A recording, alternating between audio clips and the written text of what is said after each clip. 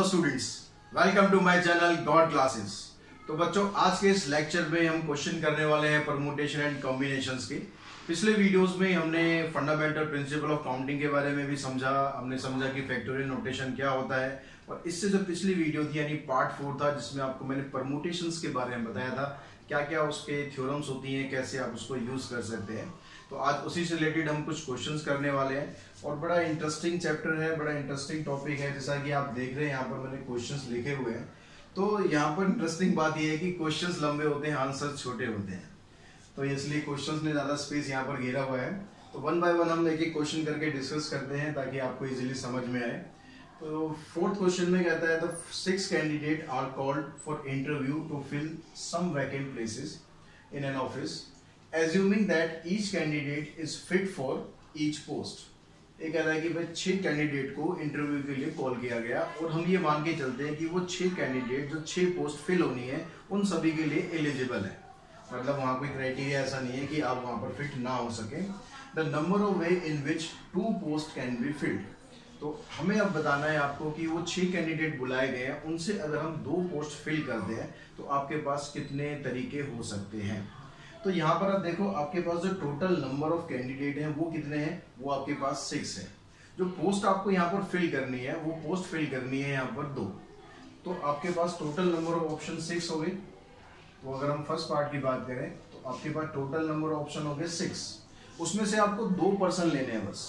तो 2 पर्सन लेने हैं, तो यहाँ पर आपको 6p2 इस तरह से आप सॉल्व कर देंगे। अब यहाँ पर देखो, ऑर्डर मैटर कर रहा है। ऑर्डर मैटर करने का मतलब है कि आप यहाँ पर जैसे 6 लोग हैं, राम श्याम दिलीप लीप, और जो भी आप 6 नंबर 6 लगा लो। उसमें से कह रहा है 2 पोस्ट फिल करनी है, 2 पोस्ट फिल करनी है। अगर हम एक पोस्ट की बात करें तो वहां पर क्या कहते हैं, अगर वो पोस्ट मैंने राम को दी, एक तरीका तो वो हो गया, या पोस्ट मैंने श्याम को दी, तो वहां पर 2 तरीके हो गए भाई। या तो राम ने पोस्ट ले ली, या फिर श्याम ने ले ली, या फिर पोस्ट दिलीप ने ले ली, या फिर पोस्ट आपने ले ली, या फिर पोस्ट मैंने ले ली, या फिर पोस्ट किसी और ने ले ली। तो यहाँ पर 6 अलग अलग तरीकों से ये पोस्ट आप फिल कर सकते हो। दैट मीन्स यहाँ पर ऑर्डर जो है वो मैटर कर रहा है। तो ऑर्डर मैटर कर रहा है, यानी यहाँ पर 6p2 आप यूज करेंगे। अब 6p2 को आप सॉल्व कर सकते हैं। सॉल्व करने के लिए आपको फार्मूला पता ही है, 6 factorial and 6 - 2 factorial. That is, इसको आप एक्सपेंड कर देंगे, 6 × 5 × 4 डिवाइडेड बाय 4 फैक्टोरियल। ये कैंसिल किया आपने, तो आंसर आ गया आपका 30। ठीक है। अब इसी तरह अगर हम 3 पोस्ट यहाँ पर फिल करते हैं, तो 3 पोस्ट फिल करने पर क्या होगा, देखो 3 पोस्ट आपने यहाँ पर फिल करी, तो जैसे यहाँ 6p2 था, यहाँ पर हो जाएगा आपके पास 6p3। तो सेम आप ये फार्मूला लगा देंगे, 6 फैक्टोरियल नीचे 6 - 3 फैक्टोरियल। इसको आप सिंप्लीफाई कर देंगे, 6 × 5 × 4 × 3 फैक्टोरियल डिवाइडेड बाय 3 फैक्टोरियल। ये कैंसिल कर दिया आपने। यहाँ पर आपके पास ऑप्शन आ गए टोटल 120। तो इस तरह से आप ये तो फैक्टोरियल आपको सॉल्व करना आ जाएगा। अब मैं जो आगे क्वेश्चन डिस्कस करूंगा उसमें से आपको ये चीज समझा दूंगा, बाकी तो आप इजीली सॉल्व कर ही सकते हैं। तो नेक्स्ट क्वेश्चन पे चलते हैं। नेक्स्ट क्वेश्चन में कहता है, how many 3 digit numbers can be formed by using the digits 1 to 9 if no digit is repeated. यहाँ पर आप कह रहे हैं कि आपको एक 3 डिजिट का नंबर बनाना है, यानी 3 वैकेंट प्लेसेज हैं आपके पास, और उसको फिल करने के लिए आपके पास जो डिजिट है वो है 1 to 9। अब इसको फिल कर, अगर हम यहाँ पर लेते हैं कि डिजिट आपको रिपीट नहीं करनी है, तो डिजिट आपको रिपीट नहीं करनी है, तो आपके पास टोटल ऑप्शन है यहाँ पर 9। अब उसमें से आपको 3 डिजिट यूज करनी है। इसको आप सिंप्लीफाई कर देंगे, आपका आंसर आ जाएगा। देखो कुछ क्वेश्चंस ऐसे होंगे जो आप फंडामेंटल प्रिंसिपल ऑफ काउंटिंग से भी कर सकते हो। तो यहाँ पर देखो, आप फंडामेंटल प्रिंसिपल ऑफ काउंटिंग भी लगाते तो भी आपके पास यहाँ पर देखो 3 वैकेंट प्लेस है। उसमें हम क्या करते थे, वैकेंट प्लेस देखिए आपने, तो पहले वाला जो प्लेस है उसके लिए आपके पास 9 ऑप्शन है, फिर 8 ऑप्शन है, फिर 7 ऑप्शन है। इनको आप मल्टीप्लाई करोगे, वही आंसर आपका इससे आएगा। तो जहां पर आपको लगता है कि फंडामेंटल प्रिंसिपल ऑफ काउंटिंग आपके लिए इजी है, वहां पर वो लगा दो। जहां लगता है परमुटेशन इजी है, वहां पर वो लगा दो। अब यहाँ दूसरा जो केस है, इसमें कह रहा है डिजिट्स कैन बी रिपीटेड। तो डिजिट्स अब आपको रिपीट करनी है। अब डिजिट अगर रिपीट करनी है तो उसका जो फार्मूला, अगर आपको ध्यान हो, डिजिट का रिपीट जब करता है तो फार्मूला था n⁻r। अब n क्या है, यहाँ पर आपके पास ऑप्शंस क्या थे, आपके पास ऑप्शन थे कितने, 1 to 9, यानी n की वैल्यू आपके पास 9 है, और कितनी बार यूज करनी है आपको, 3 डिजिट का नंबर बनाना है, यानी r की वैल्यू 3 है तो दैट मीन्स आपके पास क्या हो गया 9 रेज टू पावर 3, यानी 9 को आपको 3 टाइम्स मल्टीप्लाई कर देना है तो ये आ जाएगा 9729। तो जब रिपीटेशन वाला प्रोसेस होगा तो ये फार्मूला लगेगा और जब रिपीटेशन नहीं होगा तो NPR वाला फार्मूला लगेगा। नेक्स्ट क्वेश्चन पे चलते हैं। क्वेश्चन नंबर 6 में कहता है how many ways can 6 women draw water from 6 tap if no tap remains unused. 6 womens हैं, वो 6 टैप लगे हुए हैं, उन 6 से उनको पानी लेना है तो कोई किसी से भी ले ले, ठीक है। वो पहली वाली वुमेन पहले टैप से ले रही है, दूसरे टैप से ले रही है, तीसरे टैप से ले रही है, डजंट मैटर, कोई भी टैप जो है वो अनयूज नहीं होना चाहिए, मतलब सबसे आप पानी भर रहे हैं। तो आपके पास 6 यहाँ पर वुमेन है और 6 की 6 ही यहाँ पर टैप है जो आपको यूज करनी है। तो 6p6 को आप सॉल्व करेंगे तो ये डायरेक्टली आप 6 फैक्टोरियल लिख सकते हैं। पिछले वीडियोस में हमने डिस्कस किया था कि भाई इसकी जो वैल्यू है NPN क्या होता है, n फैक्टोरियल। तो 6 फैक्टोरियल को आप सॉल्व कर दें, मतलब 6 × 5 × 4 × 3 × 2 × 1, इन सबको मल्टीप्लाई कर देना। मल्टीप्लाई करके आपका आंसर आ जाएगा 6 5 30, 3 4 12, 12 3 36, 36 2 72, यानी आंसर आ गया आपका 720। क्लियर होगी बात। अब यहाँ पर देखो नेक्स्ट में क्या कहता है, सेकंड पार्ट में 7 candidate are contesting an election, in how many ways can their names to be listed on ballot paper. तो आपके पास यहाँ पर कहता है कि जो 7 कैंडिडेट हैं वो इलेक्शन लड़ रहे हैं, और जो बैलेट पेपर आपने शायद देखा होगा, अगर आपने तो शायद वोट नहीं डाला होगा अभी, लेकिन वैसे आपको पता ही होगा जो बैलेट पेपर होता है, बैलेट पेपर में क्या होता है, जितने भी कंटेस्टेंट होते हैं उन सबके नाम 1 बाय 1 दिए होते हैं। अब यहाँ पर क्योंकि 7 कैंडिडेट है तो उन 7 के नाम आपको देने हैं, ठीक है। बैलेट पेपर तो सबके नाम आएंगे, तो 7 सबके नाम आएंगे, मतलब 7 प्लेस है आपके और 7 के साथ आपको फिल करने हैं। तो यहाँ पे 7p7 यानी 7p7 का मतलब 7 फैक्टोरियल, इसको भी आप ऐसे सिंप्लीफाई कर देंगे, आपका ये आंसर इजीली निकल जाएगा। तो बच्चों नेक्स्ट क्वेश्चन नंबर 7 में दिया आपको, from A committee of 8 person in how many ways can you choose a chairman and A vice chairman assuming that one can not hold more than 1 position. आपके पास 8 लोग हैं कमेटी के अंदर, उसमें से आपको एक चेयरमैन सिलेक्ट करना है और एक वाइस चेयरमैन सिलेक्ट करना है, और ये मानते हैं हम कि एक बंदा एक से ज्यादा पोजीशन होल्ड नहीं कर सकता, ठीक है। एक आदमी को एक ही पोजीशन मिलेगी। दैट मीन्स यहाँ पर ये क्या कहना चाह रहा है, आपको इनडायरेक्टली ये बताना चाह रहा है कि आप रिपीटेशन नहीं कर सकते। आपने जिसको चेयरमैन बना दिया उसको वाइस चेयरमैन नहीं बना सकते, बस ये बताना चाह रहा है। तो रिपीटेशन अगर अलाउड नहीं है तो आपके पास यहाँ पर NPR वाला फार्मूला लगा सकते हैं। अब n क्या है, आपके पास 8 लोग हैं टोटल कमेटी में, उसमें से आपको कितने यूज करने हैं, यहाँ पर सिर्फ 2 लोगों को आपको चूज करना है, एक चेयरमैन बनाना है, एक वाइस चेयरमैन बनाना है। तो आप चेयरमैन या वाइस चेयरमैन बनाएंगे तो क्या हो गया, यहाँ पर ये हो गया 8p2। इसको आप सोल्व कर देंगे, 8 लोग हैं, 8 में से आपको 2 पोजीशन फिल करनी है, तो फार्मूला वही आपका 8 फैक्टोरियल एंड 8 - 2 फैक्टोरियल। इसको सॉल्व किया आपने, 8 × 7 × 6 फैक्टोरियल डिवाइडेड बाय 6 फैक्टोरियल, तो ये आंसर आ गया आपका 56। क्लियर होगी बात। अब यहाँ पर देखो उससे जो नेक्स्ट क्वेश्चन है, क्वेश्चन नंबर सॉरी यहाँ पर लिखा ही हुआ है question number 8, there are 8 true false questions, how many sequences of answer are possible. आपके पास देखो 8 यहाँ पर ट्रू फॉल्स क्वेश्चन है, उससे आपको ये बताना है कि क्या क्या सीक्वेंसेस क्या पॉसिबल हो सकते हैं जिससे आप इनके आंसर दे सकते हो। अब मान लो मैंने पहला ट्रू फॉल्स क्वेश्चन लिया, तो उसमें क्या आंसर दे सकता हूँ मैं, या तो मैं ट्रू दूंगा या फॉल्स दूंगा। तो ट्रू फॉल्स में तो यही ऑप्शन होते हैं ना, या तो आंसर उसका ट्रू आया या फॉल्स आया। तो पहले वाला जो प्लेस है उसके लिए आपके पास कितने ऑप्शन हो गए, पहला क्वेश्चन जो है उसके लिए आपके पास 2 ऑप्शन हो गए। और जो दूसरा क्वेश्चन है उसमें क्या है, उसमें भी तो ये 2 ही ऑप्शन रहेंगे ना, ट्रू फॉल्स क्वेश्चन, तो या तो ट्रू दूंगा आंसर या फिर फॉल्स दूंगा। तीसरे में क्या होगा, उसमें भी यही आएगा। चौथे में क्या होगा, 5वें में क्या होगा, 6ठे में क्या होगा, 7वें में क्या होगा, 8वें में क्या होगा। सबके अंदर हमारे पास जो टोटल नंबर ऑप्शन है वो तो सेम ही रहेंगे, या तो हम आंसर ट्रू देंगे या फिर फॉल्स देंगे। तो आपके पास यहाँ पर एक तरह से रिपीटेशन हो रहा था, तो यहाँ 2 कितनी बार आ रहा है, 8 टाइम्स आ रहा है, 2⁻8। 2⁻8 अगर आप सॉल्व करेंगे तो कितना, 256, ये आपका आंसर आ जाएगा। तो नेक्स्ट क्वेश्चन पे चलते हैं। इन how many veg 3 different rings can be one in 4 finger with at most 1 in each finger. आपके पास 3 डिफरेंट रिंग है और आप उनमें से जो 4 आपकी उंगलियां हैं किसी भी उंगली में आप वो रिंग पहन सकते हैं with at most 1 in each finger. मतलब यहाँ पर कह रहा है कि ज्यादा से ज्यादा एक फिंगर में एक ही रिंग होनी चाहिए। यानी यहाँ भी ये कह रहा है कि आप रिपीटेशन नहीं कर सकते कि एक ही फिंगर में पहली रिंग भी पहन ली, दूसरी भी पहन ली, तीसरी पहन ली, ऐसा आपको नहीं करना है। ज्यादा से ज्यादा एक फिंगर में एक ही रिंग आपको पहननी है। तो अब यहाँ पर देखो टोटल आपके पास कितनी फिंगर्स थी, 4 फिंगर्स थी। कितनी रिंग है, 3 रिंग है, यानी 3 ही फिंगर यूज होंगी ना। ठीक है, तो यहाँ पर आपके पास ऑप्शन क्या बन गया, 4p3। तो 4p3 आप सॉल्व करेंगे तो कितना आ जाएगा, 4 फैक्टोरियल, 4 माइनस 3 फैक्टोरियल, 4 3 2 1, नीचे भी 1 ही आएगा, 1 फैक्टोरियल 1 ही होता है। 4 3 जा 12, 12 2 जा 24। तो इस तरह से आपके पास इसका आंसर आ जाएगा 24। ये बच्चों क्वेश्चन नंबर 10th में क्या दिया, बड़ा इंटरेस्टिंग क्वेश्चन है। क्वेश्चन नंबर 10th और क्वेश्चन नंबर 13 दोनों क्वेश्चन मैंने इसलिए लिए हैं, दोनों लगभग एक जैसी टाइप की क्वेश्चंस हैं। तो यहाँ पर थोड़ा समझो, स्टेटमेंट को ध्यान से आपको समझना है। अब तक बिल्कुल सिंपल क्वेश्चन थे, यहाँ पर थोड़ा सा कॉम्प्लिकेशन आया तो उसको जरा ध्यान से समझेंगे आप। क्या कहते हैं, how many ways can 7 books be arrange if 3 particular books always stand together. ये कहता है कि आपको 7 बुक्स हैं जो आपको अरेंज करनी है।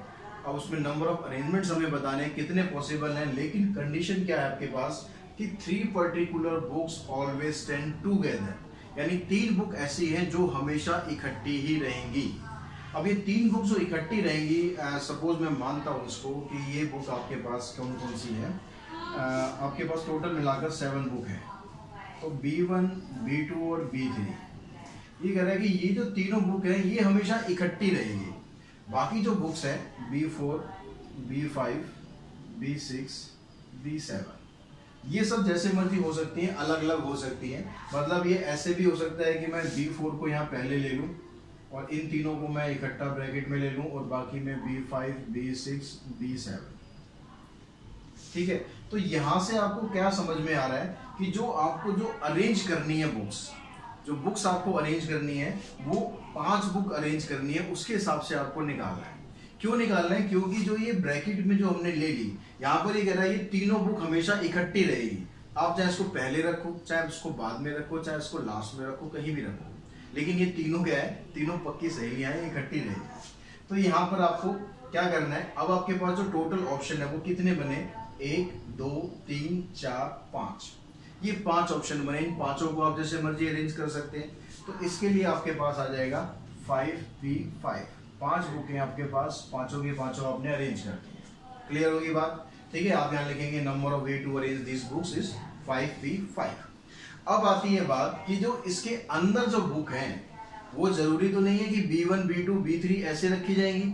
उसने ये बोला कि इकट्ठी होंगी, लेकिन जरूरी ये तो नहीं है ना कि ऑर्डर में इकट्ठी होगी। वो ऐसा भी हो सकता है कि यहाँ पर आप B2 को पहले रख दो और B3 को बाद में रख दो, उसके बाद फिर B1 को रख दो, ऐसे भी तो हो सकता है। यानी आपको इसका अरेंजमेंट भी निकालना पड़ेगा।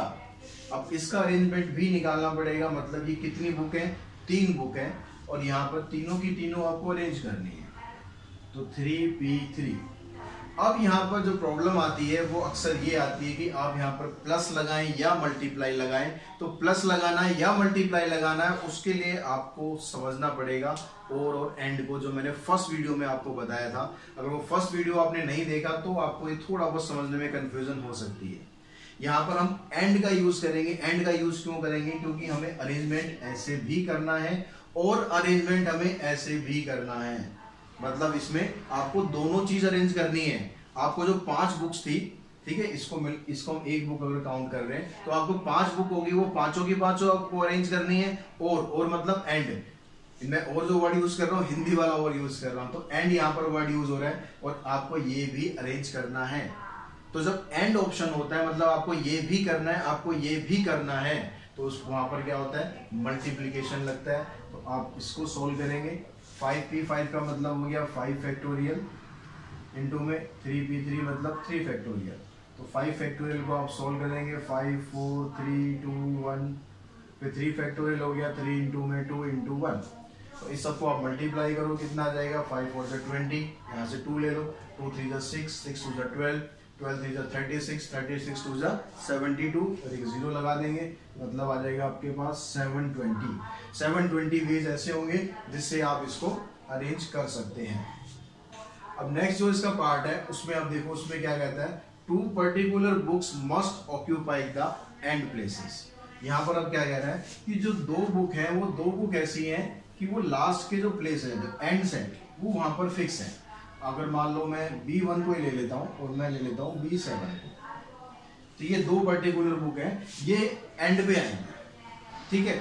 अब लेकिन जो बीच के आपके पास जो प्लेस है, ये तो 5 प्लेस बचेंगे, 1 2 3 4 5, इसको भरने के लिए आपके पास 5 बुक है, तो इसके लिए ऑप्शन क्या हो गया आपके पास, इसके लिए ऑप्शन हो गया 5P5। 5 बुक है, पांचों आपको यहाँ पर अरेंज करनी है।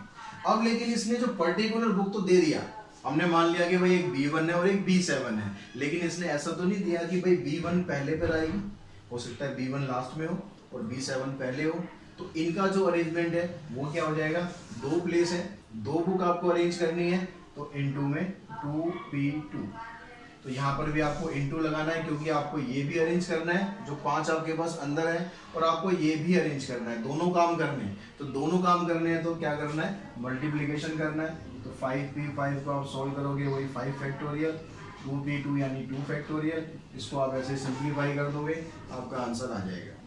क्लियर होगी बात, समझ में आ गया। बहुत इंपॉर्टेंट एग्जाम्पल है, बहुत इंपॉर्टेंट क्वेश्चन है, अच्छी तरह आप समझेंगे। सेम इसी पैटर्न पे हम इसको देखते हैं। अब यहाँ पर कहता है आपके पास 4 डिफरेंट मैथमेटिक्स बुक है, तो पहले मैं क्या करता हूँ, एक एक करके चलता हूँ। जो मैथमेटिक्स बुक्स है उसको जो अरेंज करना है, 4 बुक है, चारों को 4 अरेंज करनी है, तो उसके लिए मेरे पास क्या हो गया, arrangement for mathematics book, arrangement for mathematics book. 4 book है मेरे पास, चारों की चारों मुझे अरेंज करनी है, 4P4 हो गया। 6 डिफरेंट फिजिक्स बुक्स हैं, तो फिजिक्स के लिए मेरे पास क्या हो गया, 6P6। 6 डिफरेंट बुक है, उनको अरेंज करना है।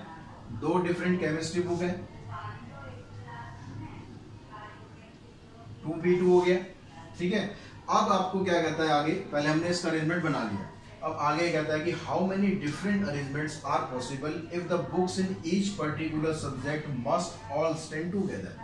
ये कह रहा है जो मैथ्स की 4 बुक थी वो चारों इकट्ठी रहेंगी, जो फिजिक्स की 6 बुक थी, जैसे ये मैथ्स की 4 बुक है, ये चारों इकट्ठी रहेंगी।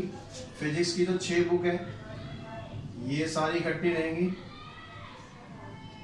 और केमिस्ट्री की 2 बुक है ये भी इकट्ठी रहेंगी। मतलब इनको आप अलग अलग नहीं करेंगे, आप ये सारी फिजिक्स की बुक इकट्ठी लेंगे, इसको इकट्ठी लेंगे, इसको इकट्ठी लेंगे। तो देखो इन सब के अरेंजमेंट तो हमने निकाल दिए। इन सब के अरेंजमेंट क्यों निकाले, क्योंकि यहाँ पर भी ये कंडीशन है ना कि जरूर थोड़ा कि M1 M2 M3 M4 ये ऑर्डर होगा, ऑर्डर जैसे मर्जी हो। यानी इसको अरेंज करने के आपके पास कितने तरीके हैं, 4P4। तो जब आप इसका फर्स्ट पार्ट करेंगे तो फर्स्ट पार्ट में क्या हो गया, 4P4 इनटू में 6P6, इसका अरेंजमेंट हो गया। मतलब आपको ये भी तो करना है, आपको ये भी अरेंज करना है, 2P2।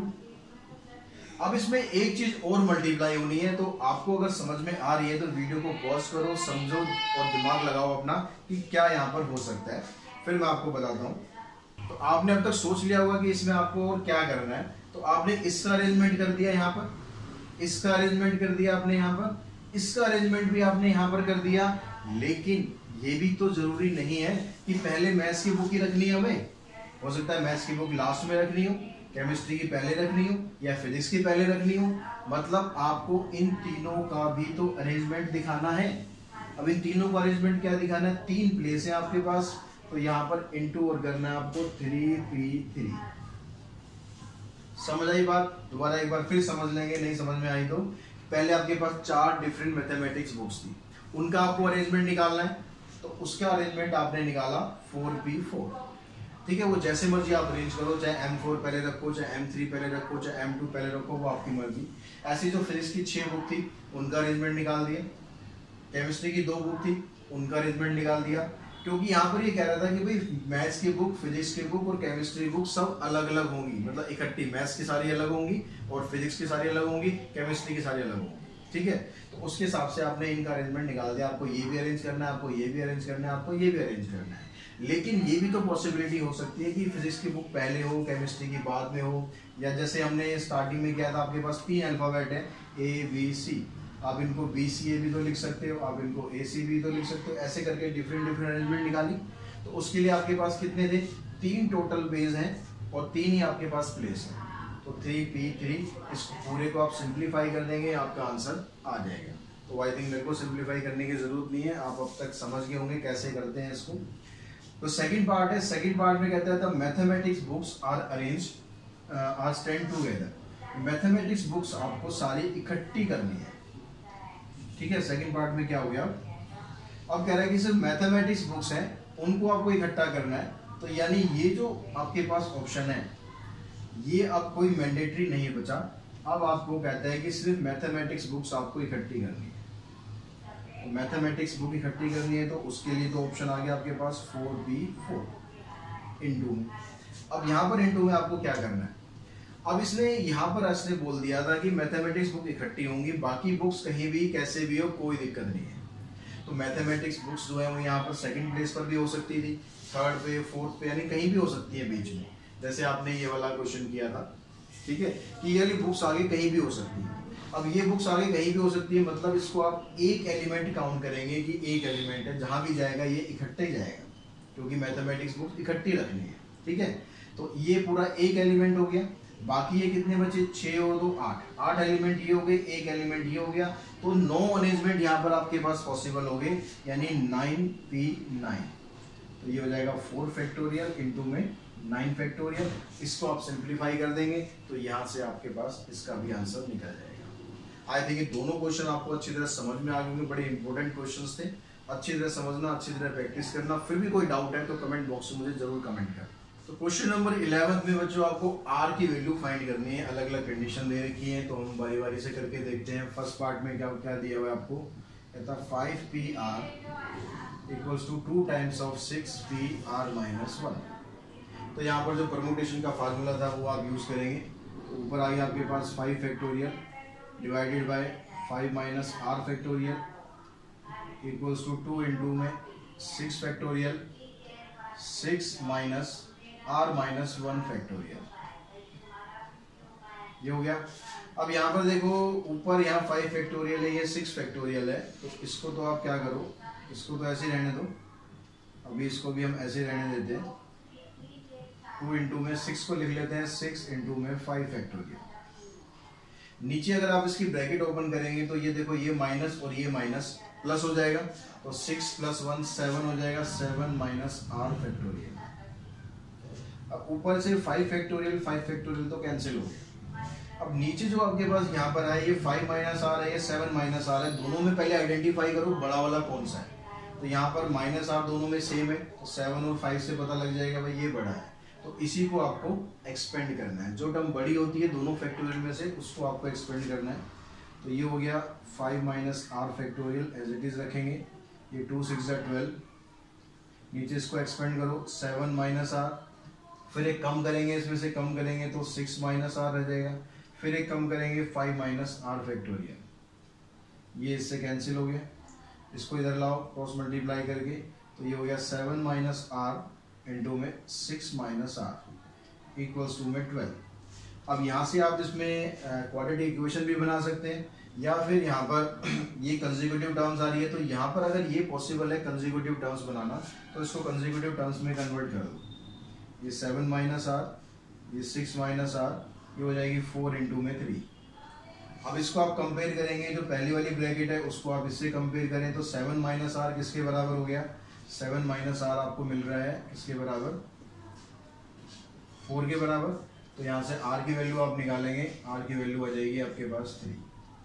अगर आप इससे भी निकाल दें तो इससे भी आपके पास R की वैल्यू 3 निकल जाएगी, ठीक है। क्वेश्चन नंबर 11 का फर्स्ट पार्ट आप ऐसे कर सकते हैं। अगर आप इसको मल्टीप्लाई करेंगे, मल्टीप्लाई करके क्वाड्रेटिक इक्वेशन बनेगी, क्वाड्रेटिक इक्वेशन करके फैक्टर करोगे, फैक्टर करने के बाद भी R की वैल्यू आनी यही है।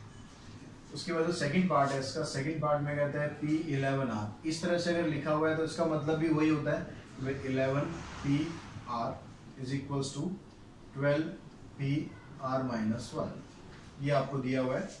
अब यहाँ से आप फार्मूला लगा दें 11 फैक्टोरियल अपॉन में 11 माइनस आर फैक्टोरियल 12 फैक्टोरियल। फिर यहाँ से इसमें से इसको माइनस करोगे तो 12 माइनस आर माइनस 1 फैक्टोरियल। जैसे इस क्वेश्चन में क्या था, लगभग सेम उसी तरीके से आपको यहाँ सिंप्लीफाई करना है। 11 factorial 11 minus R factorial 12 into में 11 फैक्टोरियल। इसमें से इसको प्लस करोगे तो ये 13 हो जाएगा, क्योंकि ये माइनस प्लस हो गया। 13 माइनस आर फैक्टोरियल, ये कैंसिल हो जाएगा। 1 अपॉन में 11 माइनस आर फैक्टोरियल। अब यहाँ से इसको एक्सपेंड करो, 13 माइनस आर, फिर 12 माइनस आर, 11 माइनस आर, ये कैंसिल हो गया। इसको क्रॉस मल्टीप्लाई करके इधर लाएंगे, 13 माइनस आर और 12 माइनस आर। तो यहाँ पर भी देखो आपके पास कंसेक्यूटिव टर्म्स आ रही हैं, तो 12 को आप फिर कंसेक्यूटिव टर्म्स में ब्रेक कर दो, 4 इंटू 3। फिर आप कंपेयर करोगे, इसको इससे बराबर रखो, तो 13 माइनस आर इक्वल्स टू 4, यानी यहाँ से सॉल्व करेंगे तो आर की वैल्यू आ जाएगी आपके पास 9। ठीक है, क्वेश्चन नंबर 11 का सेकेंड पार्ट। अब इसके थर्ड पार्ट की बात करते हैं। इसके थर्ड पार्ट में आपको क्या करना है, फार्मूला इसमें भी वही लगाना है, कोई अलग कुछ नहीं है। उस फार्मूला आगे आपको सिंप्लीफाई करना सीखना है कि कितनी जल्दी आप सही तरीके से इसको सिंप्लीफाई कर सकते हो। यहाँ पर रेशो दी हुई है दोनों की, तो ये हो गया 15 पी आर माइनस 1 अपॉन में 16 पी आर माइनस 1। इसकी रेशो दी हुई है आपको 3:4। फार्मूला लगा दो यहाँ पर 15 फैक्टोरियल, फिर 15 में से आप इसको माइनस करोगे। अब मैं डायरेक्ट लिख रहा हूँ, ये 16 minus R factorial divided by ये हो गया 16 फैक्टोरियल। फिर 16 में से इसको माइनस करेंगे, हो जाएगा 17 minus R factorial equals to 3 upon में 4।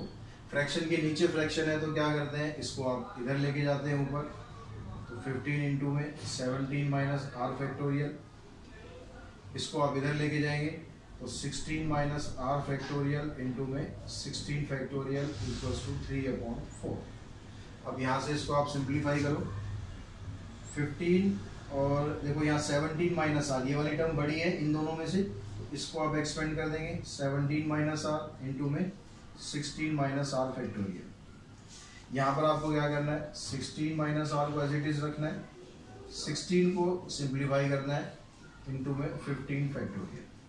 ठीक है, जो टर्म दोनों में से बड़ी है, जो सेम टर्म्स हैं, जो बड़ी है उसको आपको एक्सपेंड कर देना है। इससे ये कैंसिल हो जाएगा और इससे ये कैंसिल हो गया, equals to 3 upon 4।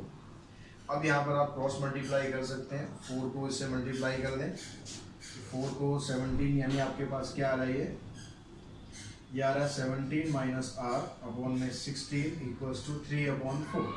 Cross multiply करने से पहले और थोड़ा छोटा कर सकते हैं, आप इसको कैंसिल कर सकते हैं। तो 17 माइनस आर आ गया, 4 3 ज़ा 12, तो आर की वैल्यू आ जाएगी 17 माइनस 12 यानी 5। इस तरह से आप इसका थर्ड पार्ट भी कर सकते हैं। क्वेश्चन नंबर 12 में क्या दिया है, कहता है how many words can be formed using all the letters and each letter exactly once of the following words. कुछ वर्ड्स आपको दिए हुए हैं क्वेश्चन नंबर 12 में, जो वर्ड आपको दिया हुआ है, वर्ड दिया हुआ है दिल्ली। अब यहाँ पर जितने भी इसके लेटर्स हैं इनको यूज करना है, और इनको यूज करके आपको बताना है कि आप इनसे कितने वर्ड्स बना सकते हो विद और विदाउट मीनिंग, वो अंडरस्टूड है। आपको एक लेटर एक ही बार यूज करना है, वैसे भी यहाँ पर कुछ रिपीट हो ही नहीं रहा। तो दिल्ली के अंदर यहाँ पर कितने 5 आपके पास अल्फाबेट दिए हैं, वो 5 ही आपको यूज करने हैं। चाहे आप फंडामेंटल प्रिंसिपल ऑफ काउंटिंग लगा दो या परमुटेशन लगा दो, 5 लेटर हैं, पांचों के पांचों आपको यूज करने, यानी 5 3 5। सॉल्व करोगे 5 फैक्टोरियल यानी 5 इंटू 4 इंटू 3 इंटू 2 इंटू 1, 5 4 ज़ा 20, 2 3 ज़ा 6, 6 2 ज़ा 12, यानी ये आ गया 120। ठीक है, इसी तरह आगे एक वर्ड दिया हुआ जयपुर। जयपुर के अंदर 6 लेटर हो गए, तो 6 लेटर हैं तो यानी 6 फैक्टोरियल हो जाएगा, तो उसका आंसर आ जाएगा, इसको 6 से मल्टीप्लाई कर दो 720। उसके बाद वर्ड दिया हुआ हेक्सागन। हेक्सागन के अंदर 7 लेटर है तो उसमें 7 फैक्टोरियल आ जाएगा, तो उसको फिर आप पूरा मल्टीप्लाई कर देंगे, उसका आंसर आ जाएगा। तो इस तरह से ये सारे क्वेश्चंस आप कर सकते हैं इजीली। तो आज के इस वीडियो में हमने कुछ बेसिक क्वेश्चन करे हैं। नेक्स्ट वीडियो में कुछ और कॉम्प्लिकेटेड क्वेश्चंस करेंगे। कॉम्प्लिकेटेड कुछ नहीं होगा, चिंता मत करो, मैं हूँ यहाँ पर आपकी सारी कॉम्प्लिकेशन दूर करने के लिए। बस आप वीडियो को स्किप ना करें, पूरा देखें, ध्यान से देखें। और कोई अगर प्रॉब्लम आती है तो कमेंट बॉक्स में मुझे ज़रूर कमेंट करें, आपकी हर एक प्रॉब्लम को सॉल्व करने की मैं पूरी कोशिश करूँगा। तो आज के वीडियो में इतना ही। वीडियो अगर आपको पसंद आ रहा है तो वीडियो को लाइक शेयर करें, चैनल को सब्सक्राइब जरूर करें। Thanks to all.